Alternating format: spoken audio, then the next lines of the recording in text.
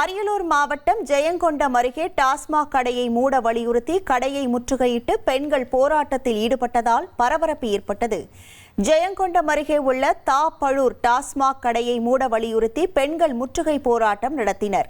அரசு மாணவிகள் விடுதிக்கு அருகில் டாஸ்மாக் கடை செயல்பட்டு வருவதால் கடையை மூட வேண்டும் என பெண்கள் கடையை முற்றுகையிட்டு போராட்டம் நடத்தினர்.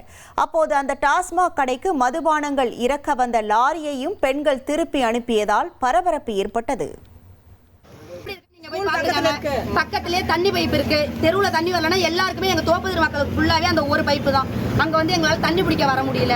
இந்த ஸ்கூல் அந்த பக்கம் ஸ்கூல் இருக்கு. பிள்ளைங்க ஸ்கூல் திறந்துச்சுன்னா இந்த பக்கம் ஸ்கூலுக்கு போய் வர முடியல. ரெண்டு பக்கமும் கோயில் இருக்கு, ஸ்கூல் இருக்கு, பக்கத்துல லேடிஸ் விடுதி இருக்கு, எல்லாமே இருக்கு பக்கத்துல.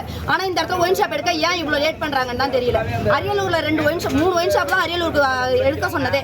அதுல 2 ஒயின் ஷாப் டக்குன்னு எடுத்தாங்க. இந்த ஒரு ஒயின் ஷாப் மட்டும் ஏன் என்ன ஜியோ பாஸ் பண்ணலான்னு இவ்வளவு நாள் வளர்த்துறாங்க.